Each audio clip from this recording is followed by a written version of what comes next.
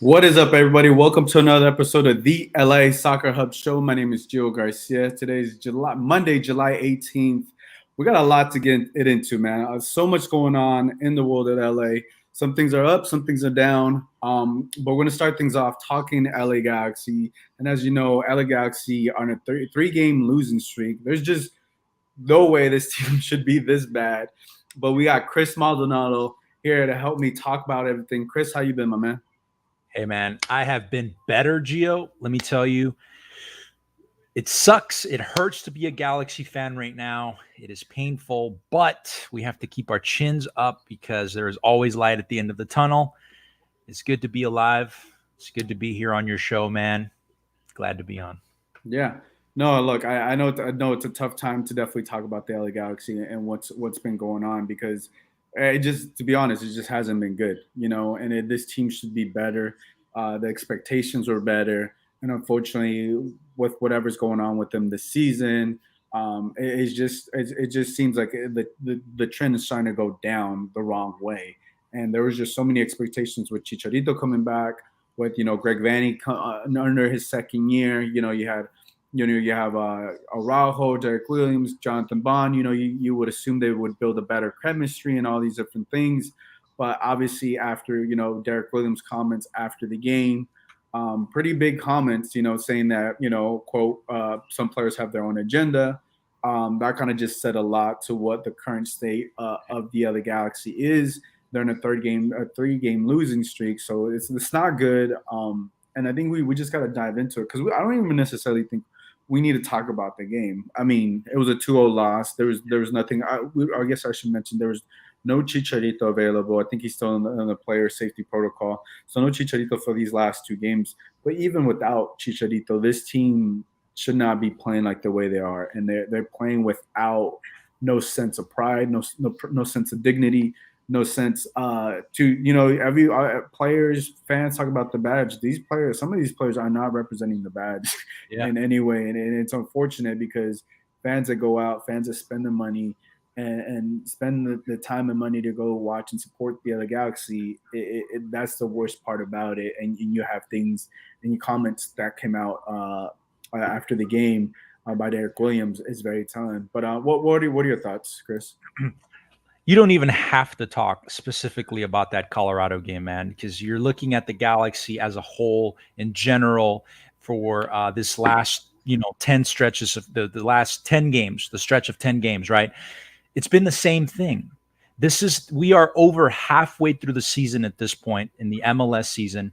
Most teams, even if they start off poor or they start off lacking here, there, defense, offense, midfield, when they get to the midseason, most of these teams that are competent and that are competently ran can figure out those issues and they can address them and they can fix them. The LA Galaxy is still making the exact same mistakes, the exact same errors that they have been doing since the start of the season, since last season and the season before that. It's just ongoing, and we haven't been able to fix it. We haven't been able to address it, and now we're paying as a result. We are in a deep nosedive because other teams around us are getting better. Their strategies have evolved, and the Galaxy just hasn't. Plain and simple. Yeah, and look, and it's the way that things are going with the Galaxy right now. It's just so surprising because I've been covering the team for five years now since since Shiggy Smith was there.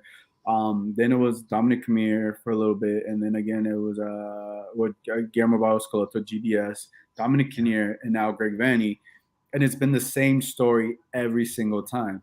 Every single time that I've been covering this team. Obviously, you had the amazing moments with Zlatan Ibrahimovic, but unfortunately, outside of that, there hasn't been too much good of this team. And you talk about the same mistakes over and over again, and to me, it just starts at the top. It starts with Chris Klein, Jovan Karowski. Like, why have they been doing? And I know they've been in charge of the team like even before I started covering, but like this is just me thinking out loud. Like if I was this bad at my job, I would not have a job. You know what I'm saying? Like I don't understand. Maybe you can help me understand, Chris. Like why do these guys still have jobs in the front office when they're this bad? Well, first of all, there's a lot of ineptitude at the front office from the head down, right? From the top down. We're talking Chris Klein, president. I don't feel like Jovan Karofsky gets enough scrutiny for the job that he does. He is the technical director of this team. As a technical director, your job specification is literally to create the philosophy for the team, the identity for the team. You're the one that has to tell the coach exactly what you want from the team, the identity, the style of play. And Jovan Karofsky has been here for all of those coaches you just named, Gio, every single one of them.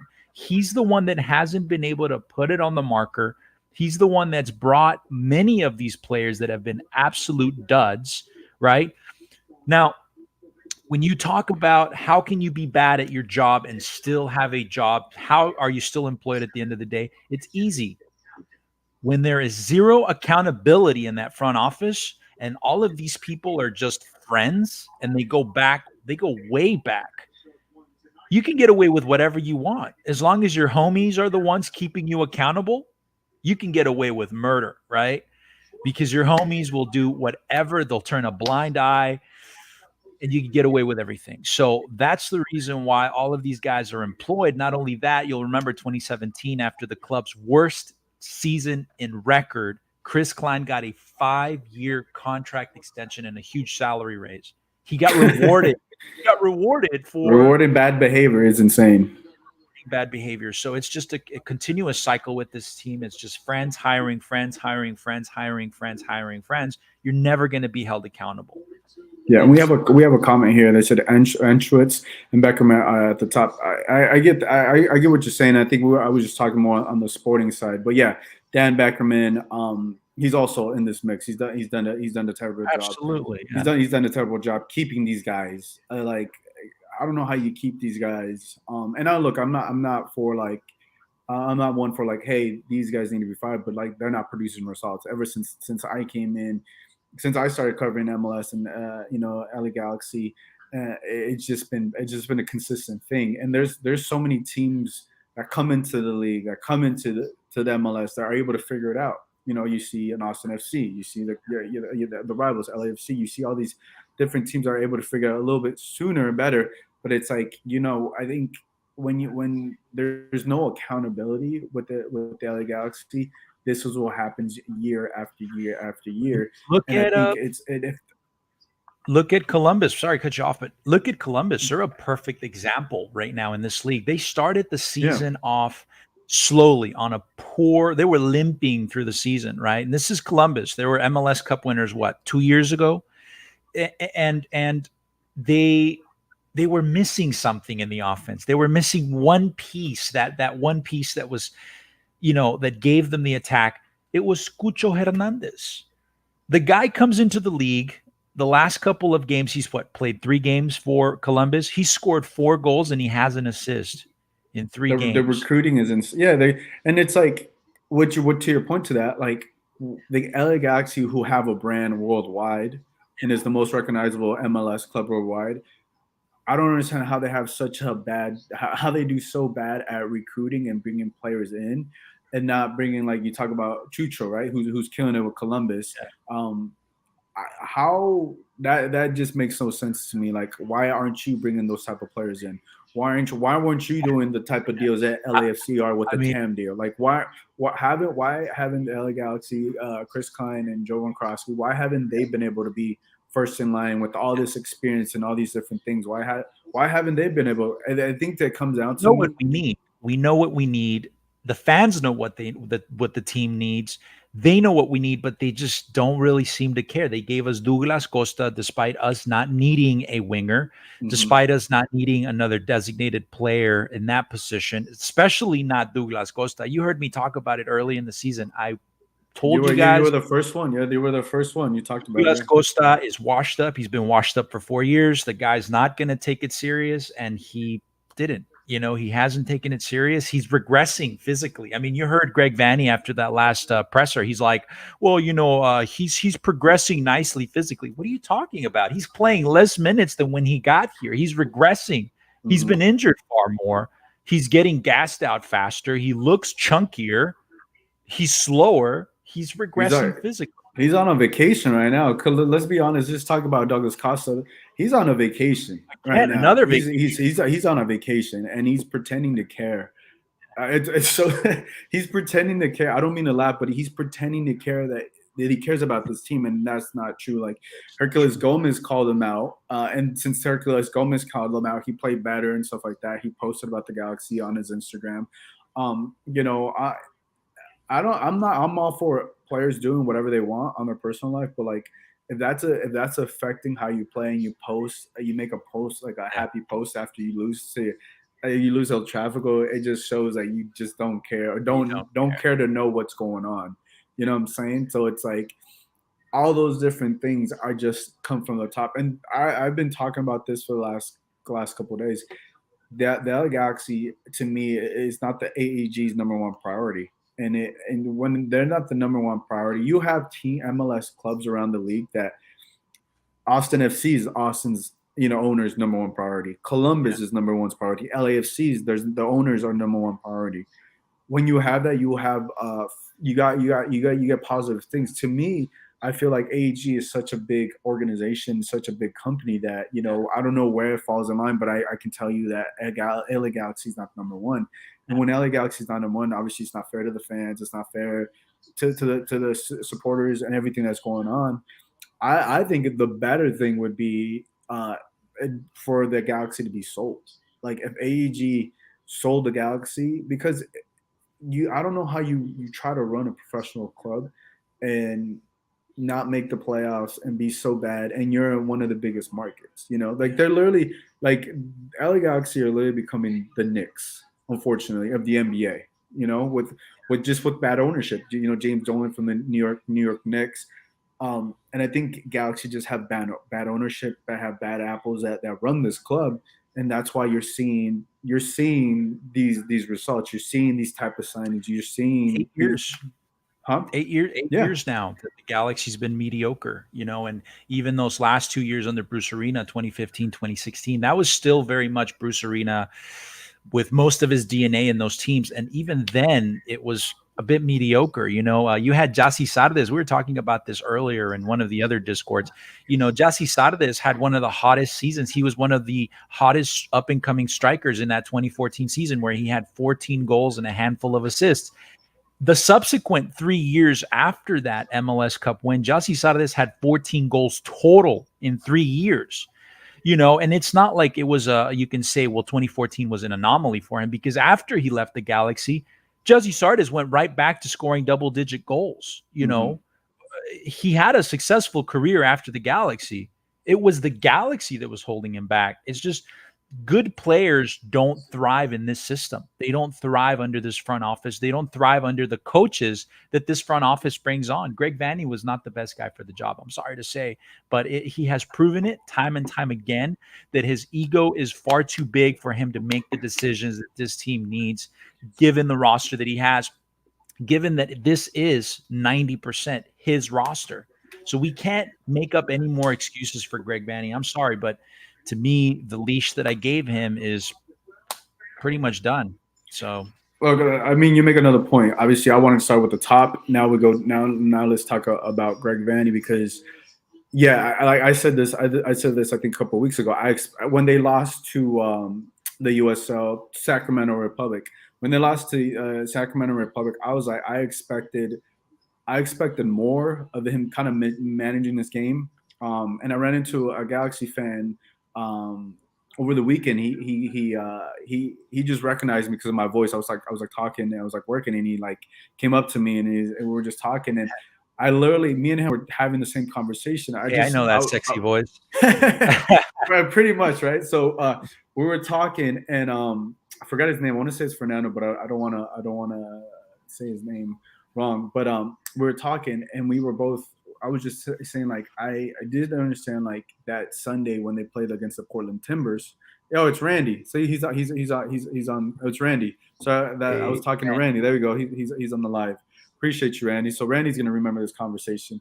So we were literally talking about, like, saying that I couldn't understand why Greg Vanney would, against the Timbers. It was, if you guys remember, Timbers Sunday, and then you had one day off, and then Tuesday was against Sacramento Republic.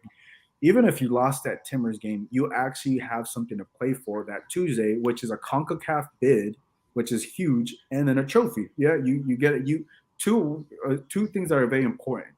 No matter how the season would have ended, the Galaxy, you could have said they if you assume things, we could have go to assumption they probably could have gotten to the final. They probably if They had a clear path. they had the easiest path. All you had to do was beat Sacramento, which is a second division team, semi-pro, right? These guys are making like $15,000 a year. Let me make my point. When so we go off the rails too much. So when I saw how Vanny mismanaged those games, back-to-back games, I was just in shock because I expected more of him. And I think since then, they haven't been able to bounce back. And then you have what happened after the game, frustration. Derrick Williams, he's frustrated. I think he's been frustrated with a couple of players. And he just went out and flat out said it on TV. And here we have it. We'll play it.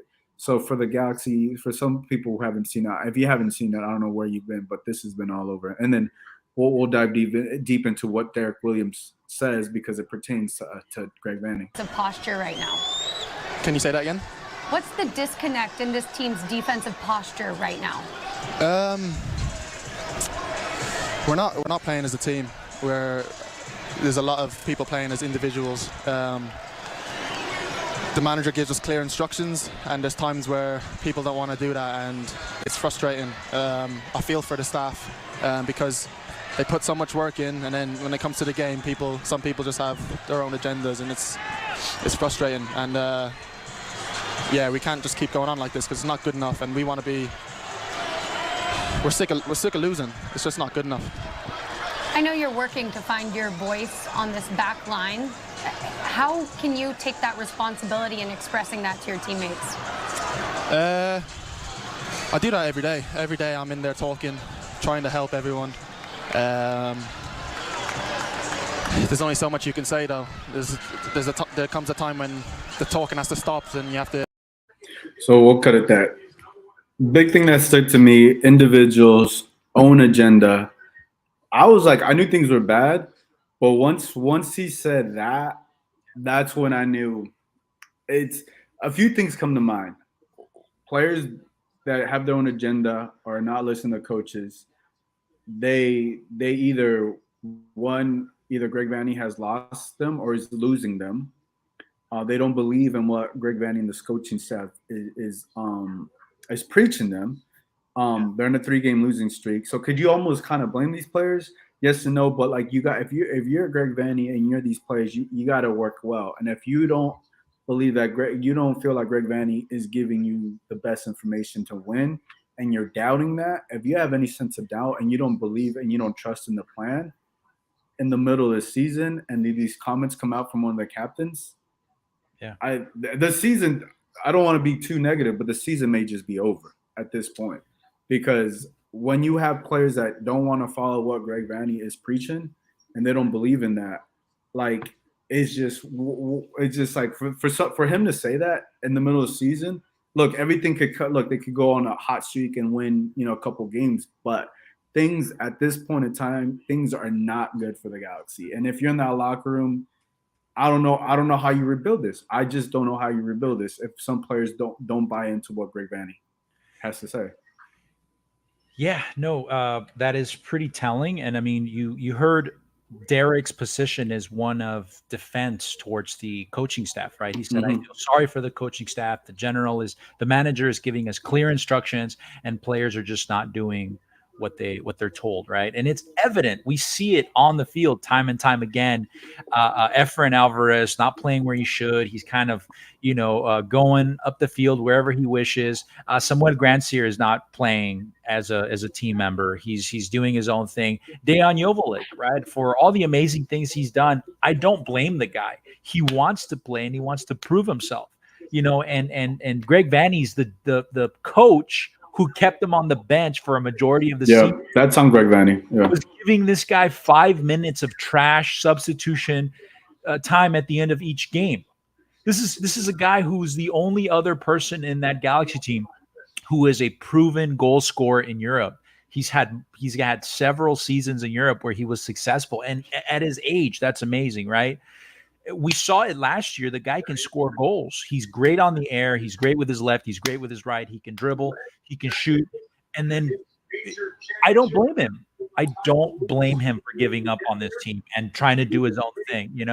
I don't blame other players like Julian Araujo. Same thing. Like he's trying to think about his future, and this team's just not doing it for him. His stock is only going down. So.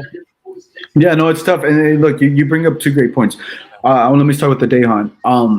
When Dejan, called out Greg Vanney saying he deserves more, I don't blame him for that, and I don't blame him because he's scoring the goals. Two, he's proven to be the better option over Kevin Cabral. And Greg Vanney has repeatedly started. Greg Vanney has not rewarded performance over the dollar bills, right? He rewarded, and we should also say, and what I mean by dollar bills is by the players that make the most and who's a DP and stuff. But because Kevin Cabral is Greg Vanney's guy, he's giving Kevin Cabral more than enough shots, even too many. And you have a guy who can score a goal in 5 minutes in Dejan Joveljic time and time again, and Greg Vanney never give him the time of day.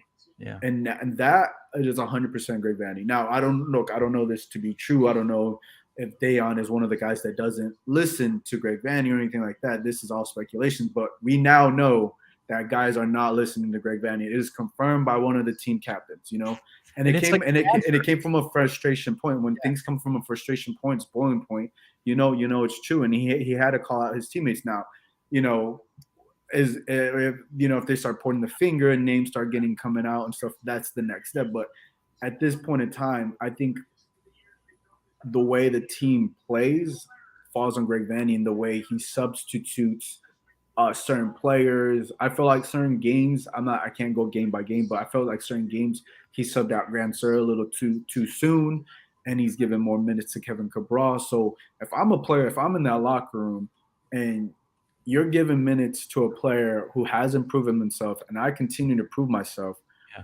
it's going to be hard for me to believe and trusting you that you have my best interest or the team's interest because I'm scoring goals, or the team's because I'm scoring goals.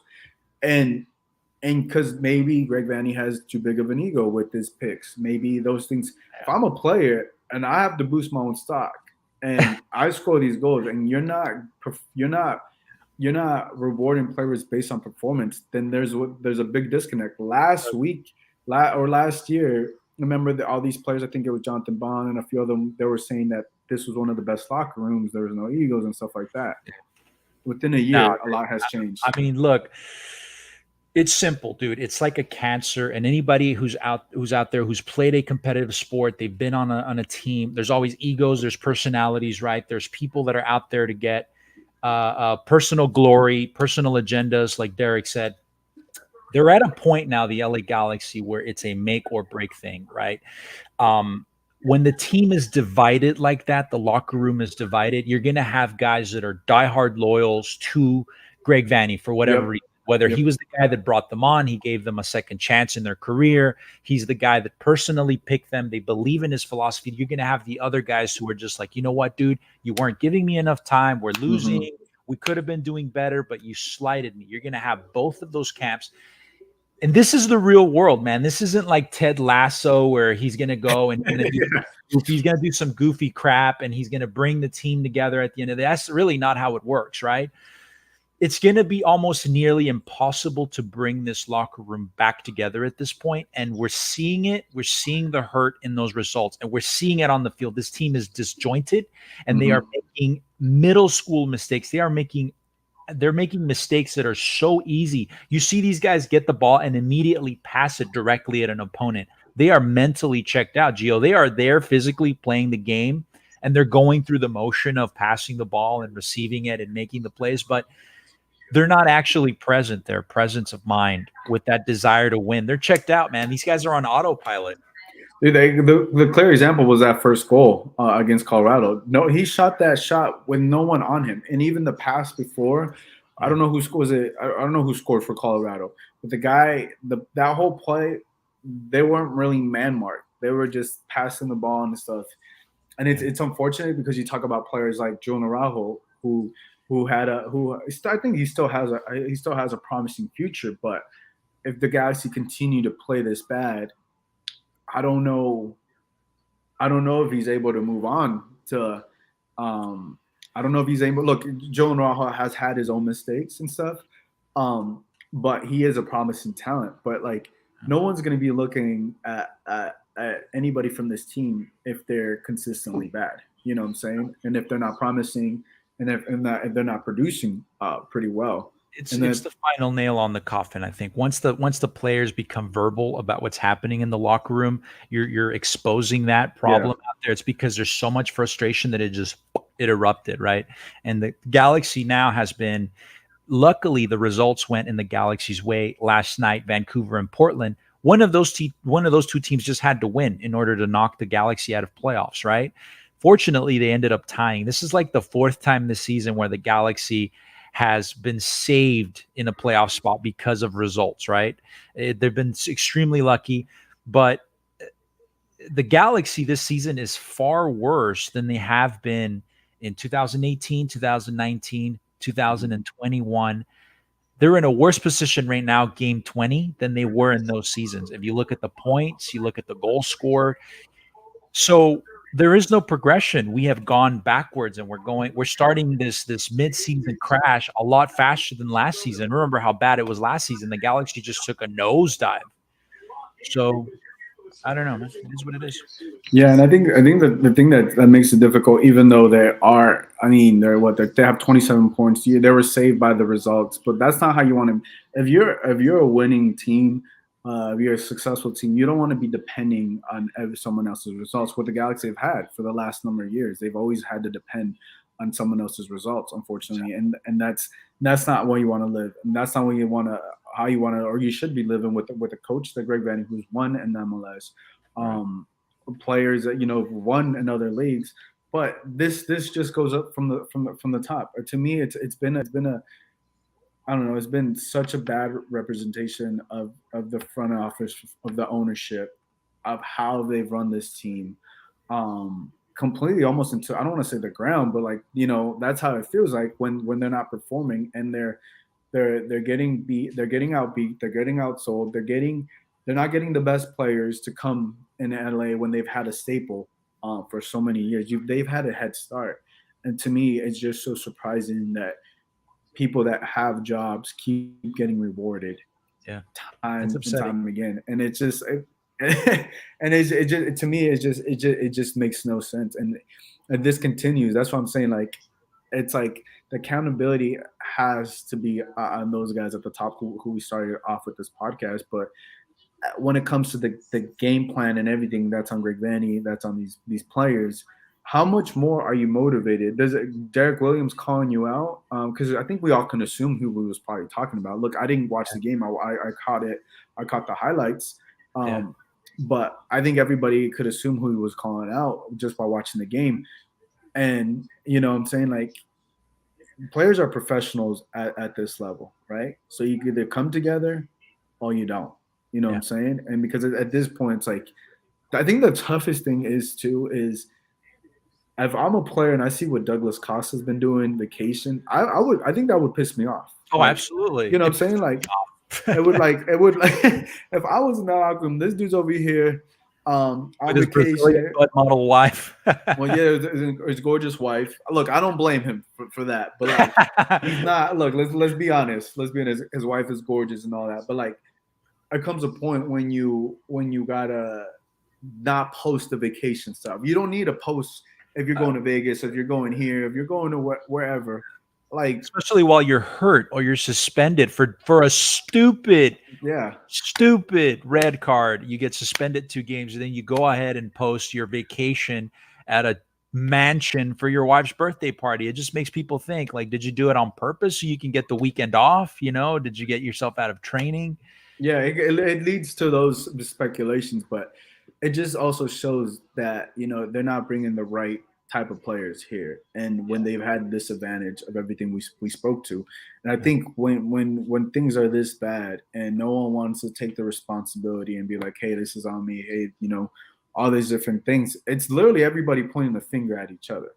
That's what it is. It's not my fault. I have the game plan. Oh, it's the players. Or the players. Oh no, well, we would have done things different. This and that. Like, it's just too many. It's too much. It's too much blaming at this level. And look, it happens.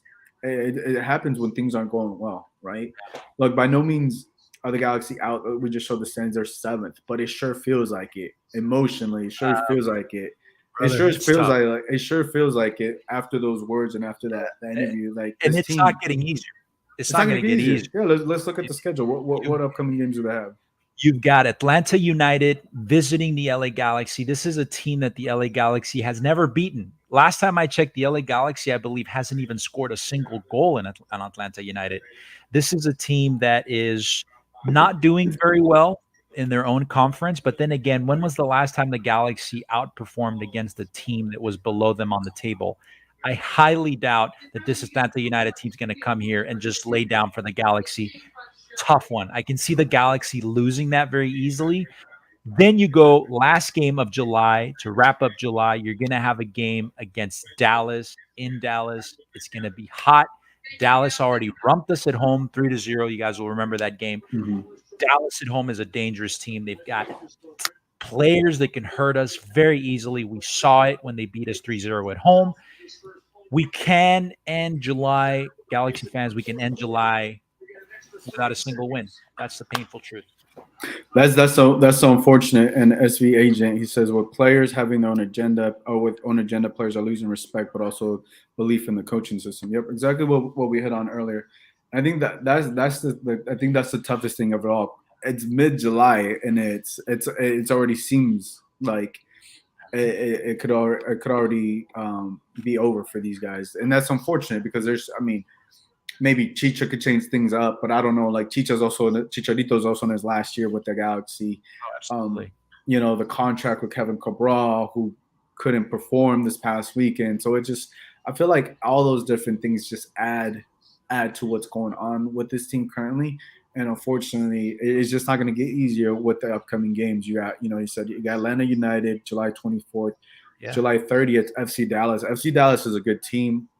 That's how you end July. And then you have an extra game at SoFi. It's an exhibition game, LA Galaxy against Chivas Guadalajara.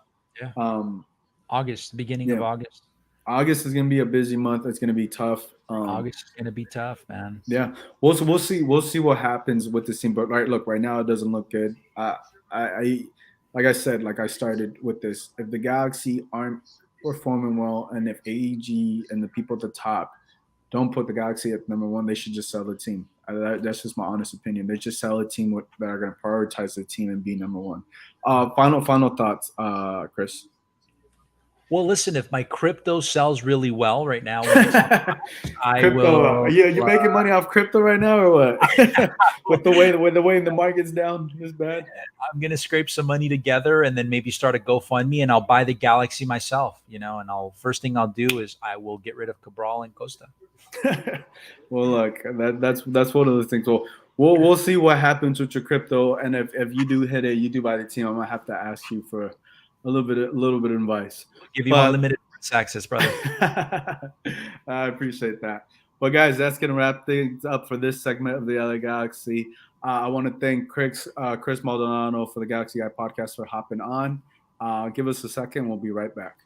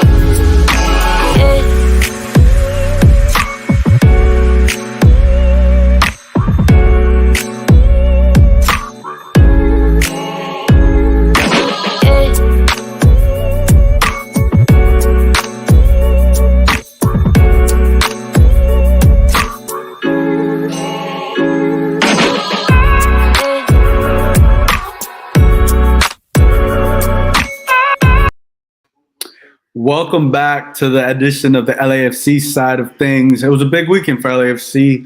They got the 2-1 win over Nashville. They traveled. I believe it was the first win against an MLS West opponent. They got the win. It was a big win. It was also Giorgio Chiellini's debut. He got the start. Gareth Bale, he came off the bench. He got about 20 minutes. Here to help me talk about everything is LAFC Live. It's been a minute. He has come back to the Twitter sphere and is making an appearance. LAFC Live, how you doing? Good, Gio. Thanks for having me back on. I appreciate it, and excited to be back. Yeah. Look, man, it's been good to have you back. I know you have to be feeling good about what's going on with LAFC, just with everything going on. But let's talk about on this road matchup. Let's talk about these signings because Gareth Bale, Chiellini. What did you think about Chiellini getting the start and how he played? I thought it was nice to see Chiellini start. Obviously, he hasn't played professional football in a while since leaving from Juventus, and it was kind of gutsy to drop Ibiaga because he's been doing very well. So it all worked out. You can tell Chiellini hasn't played in a while. He seemed a little rusty, just a little bit, but other than that, I thought he did great for the time that he was on the pitch. And then obviously Gareth Bale got his time on there as well. And for about 20 minutes, that's about what we thought he was going to play, no matter what the score was going to be. I thought it worked out very well over the weekend. Yeah, I would say it was a successful weekend for LAFC, just traveling out there. And also the MLS. What Nashville has been able. Look, I wasn't at the game, but I watched the game. And seeing how the MLS is growing, seeing that stadium, I think that's the biggest MLS stadium now. Seems like every week, every stadium that they go to, or every team goes to, has the biggest soccer-specific stadium. And I think just seeing that atmosphere, seeing how the league is growing, and certain things are going. I thought it was amazing. It was unfortunate that they weren't able to make their debut here. But I think come July 29th when they play the Seattle Sounders. I think that's where they'll make their home debut. But yeah, I really like what I saw from LAFC. I love what I saw from Chicho Arango. He continues to score goals. He continues to be the number 9. I don't think they need to use that DP on number 9. I don't even think they need to use the DP. But let alone what Chicho Arango is doing. Let's watch I think we got the highlight. Let's watch this highlight of Chicho Arango. Hollingshead. Step over, out wide Chicho. Gets in front of it, goal mouth open, he's done it again! Chicho Arango, 6 goals in 7 games, somewhat against the run of play. LAFC take the lead, which is huge, 9-0-0 this season when they score. So I was kind of quick. What'd you think of it? Because he tapped it to himself on by accident, and he just got the ball in the back of the net. It was an awkward kick, but he got the ball in there. And as you heard, there was 6 goals in the last 7 games. I think the build-up play, even before showing the goal, I think it came all the way back from Chiellini, and then went through the midfield and up there, and then obviously Arango finishes it. I thought it was a good play all around, and Sifo for the dummy, which was pretty clever as well. That worked out. And then Arango, I thought maybe he did it on purpose to get that touch around the defender and then finish it, because that was no easy goal. He actually had to work for it. It wasn't just like it was going to get tapped in. And Chicho did a fantastic job getting the goal. And all season, he's been a poacher. We can honestly say that I think Chicho's been the most lethal in front of goal as far as number 9s go for LAFC in a long time. I know Diego Rossi would play down the middle sometimes, but he was more of a winger. But I'm safe to say that Chicho is a true number 9 for LAFC right now. Yeah, he's the true number 9. I think to me, he's been the best number 9 they've ever had. And 6 goals in 7 games. I mean, he's just on a hot streak. To me, Chicho Arango is the biggest snub for MLS All-Star, for the MLS All-Star game. I feel like the performance he's been doing, how consistent he's been, I definitely felt that he deserved to be up there. Because what is it? Chiqui Palacios, Carlos Vela, and who else? Who's the third one? Sifu? No, he did not make it. Who was it? Elias Sanchez. It's Elias Sanchez. Yeah, so Eli, Vela, and Palacios. Sifu, I thought was a snub, and then obviously Chicho a snub. But you can't have 5 players. It wouldn't be fair. Yeah, no, I think what Chicho Arango is doing, it's unfortunate. I think LAFC did have 4 last All-Star game. Look, for whatever it's worth, I think everybody that watches what Chicho Arango does day in, day out, knows the type of production he's doing with this team. And the more he scores goals, the more he's consistent. I just don't see any way LAFC will bring in a number 9. I just don't see that. I don't know why they would, because they got a guy who's hot right now. What are your thoughts? Well, I know obviously the more the guy's hot, the more the trade value and the sell-on value will be higher. But you don't want to kill the momentum, and I don't know how to obviously the locker room vibe is probably on a high right now. You just got Bale, Chiellini, Chicho's doing his thing. Bella looks motivated. Sifu, you can give him any number you want. He's still going to perform. And we actually have depth, which is something we haven't had in a long time. So I wouldn't move Chicho, and I would just let him keep the deal he has. And if we did bring in a DP, I've been advocating for another midfielder. There's a midfielder out in the market right now, which if you could bring a guy like Bale in at age, I think he just turned 33, his birthday a couple of days ago, then you can definitely get a guy like Isco, maybe. Because I was looking at it, Isco doesn't have a club right now. He's 30. He played about 14 games for Real Madrid. And for the Spain national team, that's pretty much done, to be honest with you. I don't think he's going to get on the team for the World Cup. So, if he's looking at his fellow teammate, ex-Real Madrid, Gareth Bale, maybe he makes the move as well. And it could make sense. The weather, you're definitely going to play. So that would be my shot. That's one of your choices, which I like. And look, it's not too far fetched. With the names that they've gone. Look, a year ago, you say that, and I've been like, yo, that's a little too far fetched. But now they've landed Gareth Bale, they've landed Giorgio Chiellini. I think any big name is 100% possible for LAFC at this point, and obviously having the DP spot available. Because I think you got to bring in. You got to obviously bring in a player if you're going to use a DP spot that's going to fill in. But I just think the attack is so depth. Like you saw Ishmael came in, Latif Blessing came in. Like, there's so much depth up top. The midfield, we just saw Francisco Pancho Ginella. He went to, Nacional down in Uruguay. Mm-hmm. So, he's going to go get some more minutes. And that does open up what I think an international – well, he was a TAM player, but I think also opens up an international slot for them there as well. And I think with that, having a DP spot, I think there's a lot of wiggle room. But I still want to see how Giorgio and Gareth Bale look. It's hard to assess Gareth Bale in 20 minutes. He had a couple fancy passes, but I want to be able to see them in full 90 minutes. I don't think Chiellini's probably not going to pay too many 90-minute games. But hopefully we get to see LAFC's big three, Carlos Vela, Chiellini, and Bell, go for 90 minutes for a few games this season, or a number of games this season, because that's what you want to see, and that's what you expect come playoff time. You expect Giorgio Chiellini could give you up to 90 minutes. You expect Gareth Bale, he's able to perform, and I think everybody's waiting for Gareth Bale's first goal too. How is it going to come? It'll come. I'm hoping it. Obviously, I want him to score against Kansas City next game, but it'd be nice if it came at the bank first. That would be really nice.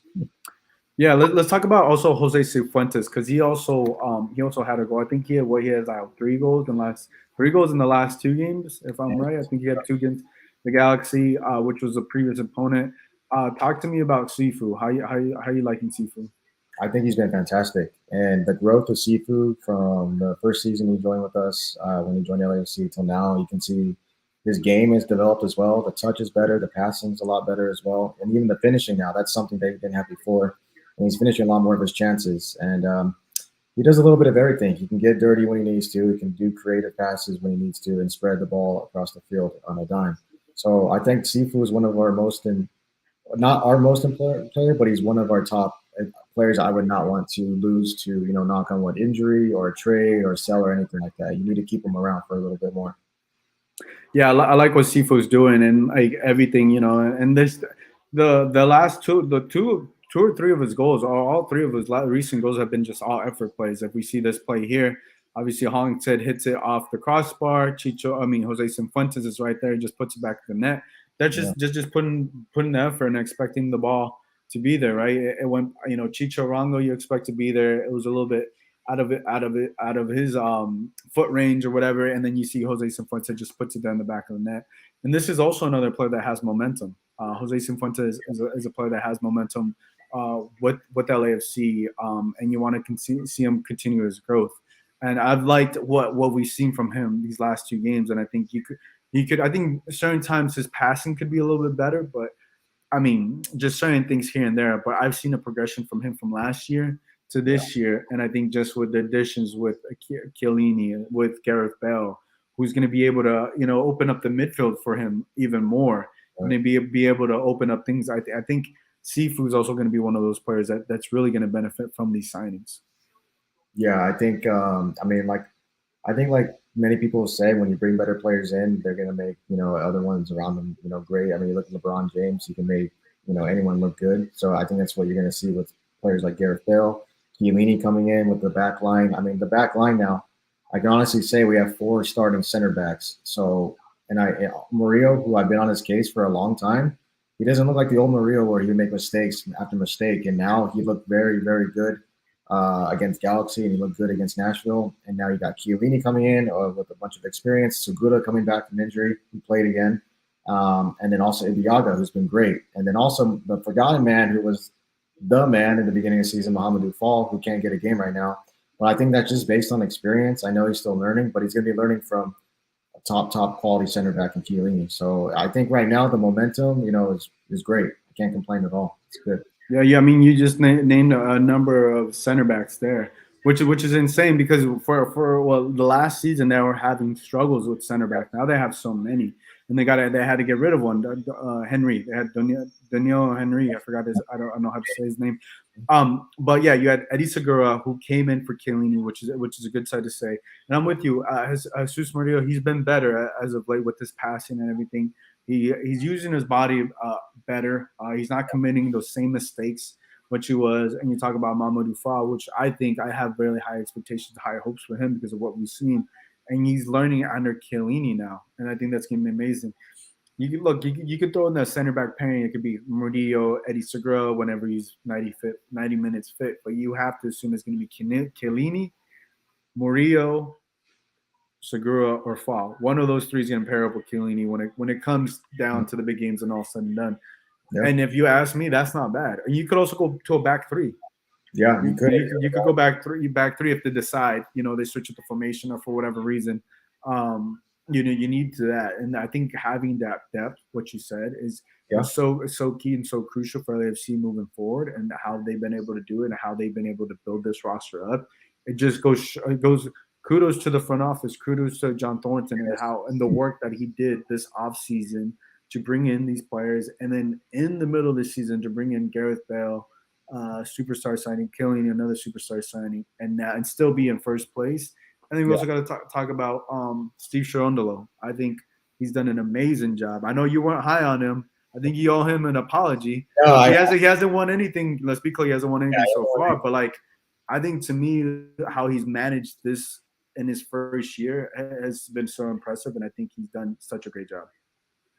Yeah, I think I'll hold my hands up for right now that he's done a fantastic job. Obviously, first place. I didn't expect that with the squad, but obviously I didn't expect to get Chiellini and Gareth Bale, but there we are. And I also owe an apology, obviously, to John Thornton as well, because I called him out a bunch of times as well, and he's shut me up for the music. Number of times, yeah. Yeah, I think everybody in the old Twitter remembers. Yeah. So, so I think I owe him an apology, which I'm glad that he brought in all the players we did, and then Dolo managing all the personalities now. You got some big names here, because let's be honest, Gareth Bale and Chiellini are way bigger than I would say most of the squad as far as pedigree. I mean, Gareth Bale, he walks in the door, everyone just, you see him come in. So I think he's done a good job so far. Let's see how he keeps going, progressing when it gets down to crunch time. And let's say the Supporter Shield's on the line. Are we going to be able to get it? And then plus playoffs and the elusive MLS Cup. That's if we don't win that, that's looking at this roster and all the names we just talked about, it's a failure. Even though everyone's having a good time and the momentum's great, we need silverware. That's the main part. Yeah. Well, you make a great point, because it was either the Chiellini or the Gareth Bale signing, I forgot, and I was talking to someone from the front office, and I was like, hey, great job on these signings. And literally what they said, they're like, it doesn't mean anything if we don't win any trophies. Yep. And I was like, good point. Yeah, that's the fair point. And look, the front office, everybody knows it. Look, it's MLS Cup. You got to win. Obviously, you got to win Supporters Shield and you want to win Right. MLS Cup, which is the main one. And I think that. But look, we're still a long way from that. Look, it's July 18th. You still got half of the rest of 2 more weeks of this month. August, which is going to be a busy week and a busy month in August. September, I think playoffs start in October or around October. So there's still 3 months, and I think the final, or which we assume, look, we don't want to get too far ahead, is down towards November. But like you still got three full months leading up to the World Cup, and it's going to be a busy 3 months. And I think they had a good test against Nashville. Now, like I think to me the biggest test is going to be against the Seattle Sounders come July 29th, which when in that game, which you hope maybe Gareth Bale is 90-minute ready or close to it. Yeah. Maybe Chiellini's 90-minute ready as well. I think obviously Chiellini is a little bit ahead of Bale. But I think these guys, obviously, they got to get to know their teammates, just how they like the ball when it comes to passing, all these different things. But both of you guys, these guys are professionals. They've played at the highest level. To me, I don't think they need, when it comes to tactics and all these different things, they've seen everything. They just got to know how the other opponents play and what style they like. And obviously, they got to know their teammates and everything. But I think when these type of professionals, they should be able to get adjusted pretty soon. Yeah, no, I think that's a good point. The adaptability to MLS and obviously the league itself. Obviously, it's not the caliber of La Liga or the Premier League, but it's still a growing league. You see players like Chucho in Columbus hit the ground running. So he's adapted very well. I expect, knock on wood, for Gareth Bale to do the same in the rest of the season, along with Chiellini shutting down, forwards coming at him. And I think right now it's just getting used to the climate, maybe, and also because it's a heat wave over here right now. So they have to get used to that. The pace might be a little different, and the physicality. But I'm confident that the squad in practice can get them, adapted to that as well. And it seems like there's a lot of camaraderie in the locker room. I saw the videos and training, and so everyone's all in it together, which is nice because I feel like before, when Bob was here, the locker room was kind of, not, you might have experienced it too in the interviews and whatnot. It was kind of tense and whatnot. Obviously, last season wasn't great, but I think the vibe is a lot different. And I credit that to Dolo. I will give him credit for that. I credit to John Thornington. I credit to the players that are in the locker room as well, because so far it just seems like everything's on the up and up, and let's hope it stays that way. And that's funny you said that because at the Gareth Bale press conference, I got a chance to talk with Steve Cherundolo for a little bit. I just, one of the first things I said, I was like, I love how you manage, because it's such a different. Like I already know the players already felt it since day one. Like being in the media, being in the press conference, Bob was just so so intense. Sometimes if he was having a bad day, you ask him something wrong, you just go off on you.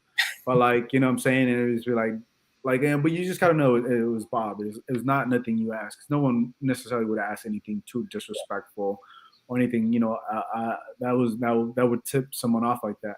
And Cherundolo is just chill. He's chill. Like he has his own approach, and I think coming from such a tense approach, even I feel like I tell you in the media members, it's just everybody just feels just relaxed, like how it should be. Like, hey, and it's also like I also feel like Cherundolo doesn't get the credit he deserves, because look, it's not that easy to go from where he was. His life has changed too. He went from coaching Las Vegas Lights with not a good record to inherit just join a team with a lot of expectations that were below par, bring him back up, have Vela believe in him, and on top of that, still be number one in the standings. That he deserves to get a lot more credit than he does, because it's not easy. Yeah, you can inherit all these great players and all these different things, but if you're not a good coach, it doesn't matter how much talent you have. And Cherundolo, to me,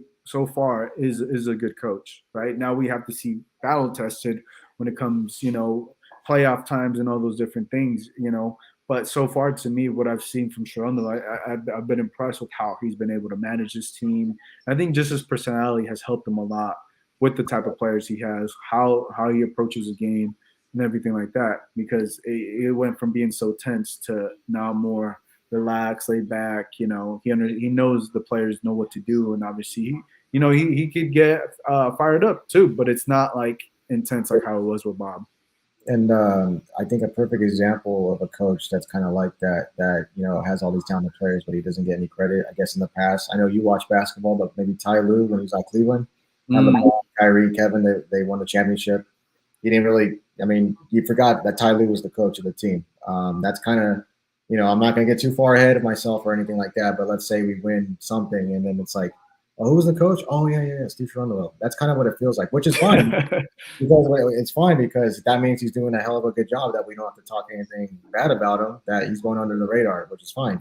Well, the thing that you make a great point. I think one of the first press conferences he was saying that he's like, no, it's not about me. It's about the players. He makes it so much about the players, and Bob was so much more about him because of who he was, his persona, his bravado. Yeah. And those are the two differences. It doesn't. Steve is okay with sitting in the back as long as they get the win and perform and they do what they need to do. Right. He doesn't need to be up there and all these different things. And I think that's the biggest difference for this LAFC side and for the fans too, because like I said, we didn't know what we're gonna get from him. Now we do, and it's he's been laid back for super chill. You can ask him anything and he'll answer. He'll answer and stuff. So yeah, kudos to him. All right, let's look at what's upcoming, because what is it? The Kansas City game you said is up next. Yes, I think it's the 23rd. I could be wrong. The 23rd. So this Saturday. So this Saturday they're gonna go they're gonna go to the Midwest. They're gonna play in Kansas City. That's gonna be another like humid. It's gonna be dry. Humid game. And then they come back home against the Seattle Sounders to finish off the month of July. How are you feeling so far with how they've done with these signings? And obviously they got the win against the Galaxy at home. How do you feel that the month of July has gone so far, and what do you want to see? Do you expect them to win every single game this month? That's a good question. I wouldn't be surprised that if we drew the next game for some weird reason, because that's usually what happens when big players join a team.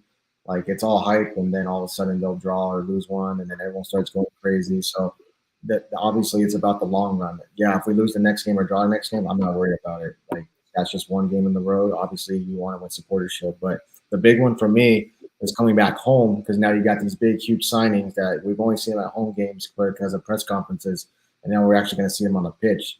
And what better way to do that than against Seattle Sounders? And I fully expect to win that game. Fully expect it. I'm not going for a loss or draw. That's going to be a win. So, I mean, if people are watching want to clip it, but I think that's No, that's good. I mean, you look, Seattle Sounders have owned the MLS Western Conference for the number of years, and to me, I think they're still the team to beat once it comes playoff time.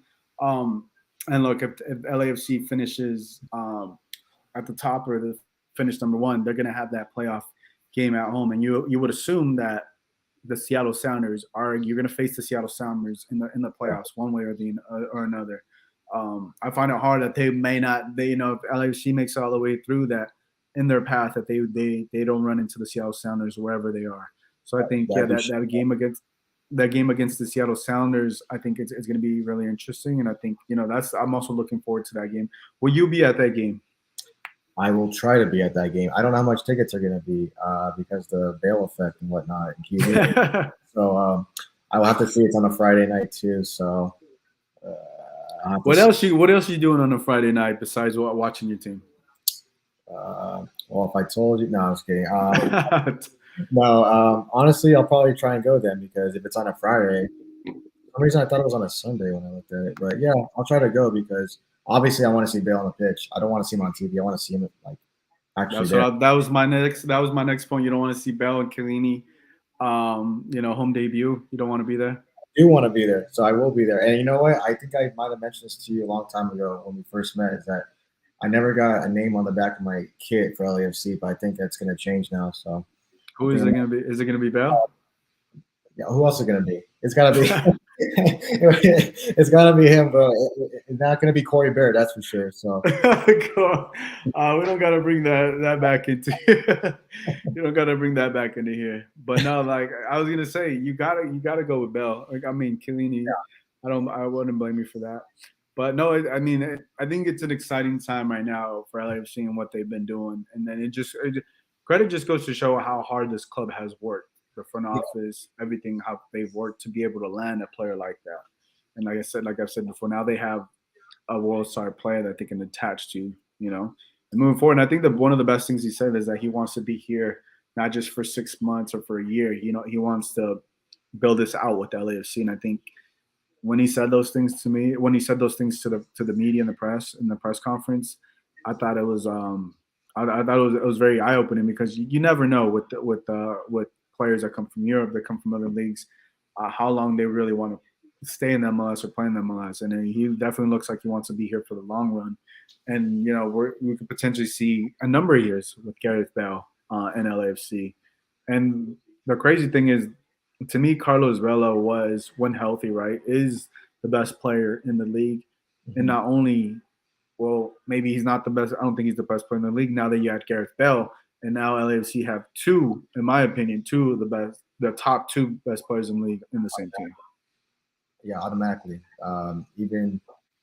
Those two together, even though Bale has played 20 minutes in MLS, I'm pretty sure most people will agree. And if they don't agree, then that's on them. But he's definitely a top 10 player in the league. And then once he starts to get going and start seeing the real Gareth Bale, he'll obviously be a top 5 player, and then so on and so forth. But right now, when you have the luxury of picking between Chicho, Gareth Bale, Vela, even Brian Rodriguez, nobody's even mentioned him. I mean, what's true there? And then also Opoku, he's still young, but then again, he's learning from Chicho, he's learning from Vela, he's learning from Bale.